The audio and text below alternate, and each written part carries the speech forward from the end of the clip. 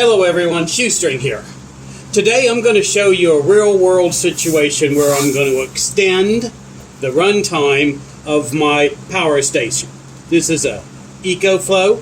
It's a Delta 2, which is pretty standard for what most people have if they have power stations. And I'm going to increase the runtime using a standard 12 volt 100 amp hour battery.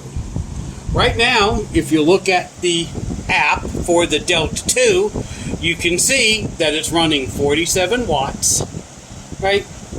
And it's down around 53%. So this will work, what I'm about to show you. If this power station was running this fan, which it is, or your refrigerator, or any other device that you're running, we're going to assume the power is out. Okay?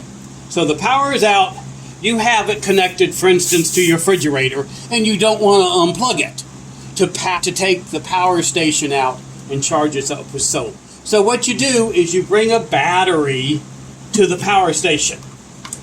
Right now I'm going to be using, hopefully you can see it, this battery, 12 volt, 100 amp hour, right? And this is a smart battery. I like this one. It's always worked really well for me. And I like it because in this situation, we can use the app and see how much is drawing and how the battery is doing as well.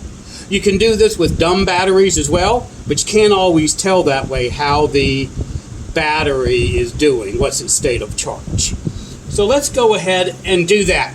You're also going to need one other thing, this cable. Okay? You can see right here, XT60 on one side, then cables that will go onto your battery, red and black. You can get these on Amazon. They run anywhere from $9 to $12 depending on who you get it from and where. I'll put a link down for you so you can see it. Alright, so our power station's running. We don't want to disconnect it. So the first thing we're going to do is take it and connect the battery. Okay, we're going to connect the battery.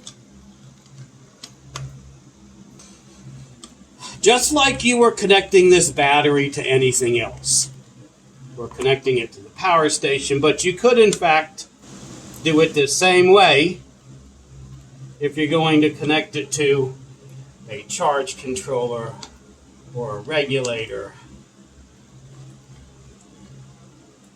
inverter, very common. I do lots of inverters because I also, as you've seen the videos probably, create my own power stations. They are they're a lot cheaper than going the route of an actual power station like this one, but there's also a lot of benefits of actually getting a power station. Don't have to worry about wires, really, don't have to worry about connections. That's all taken care of. So it's now connected to the battery. See, the battery has a good state of charge, right? It's at 13.3. Don't know if you can see that or not, but that's where we're at. Right, we're at 13.3. Now, we simply take our power station.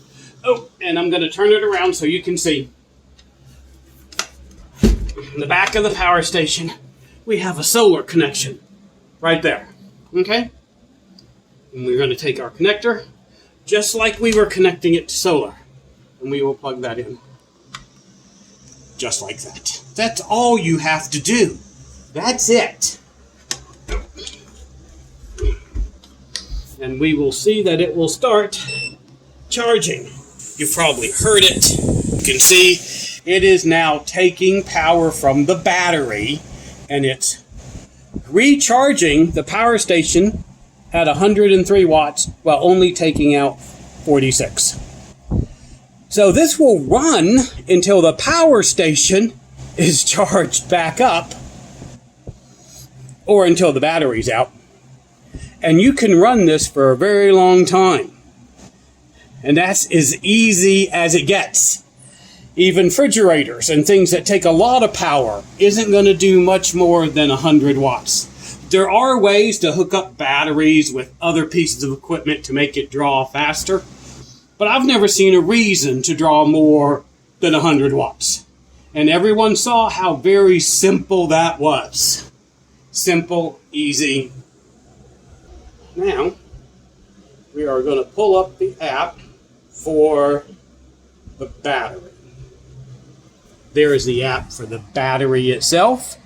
As you can see, it says 105 is being drawn from the battery, and it gives you the state of charge.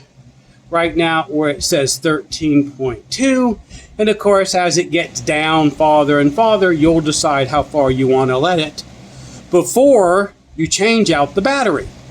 And remember, it's just that easy.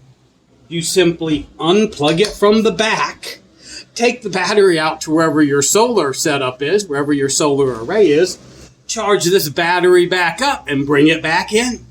Or switch it with another battery that's been out there charging.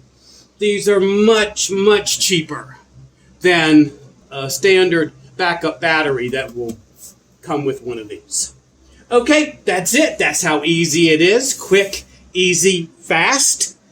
If you like this type of video, please like, subscribe, put a comment down. Comments always help, even if it's just thank you for the video, right? They are all very helpful. And shoestring out.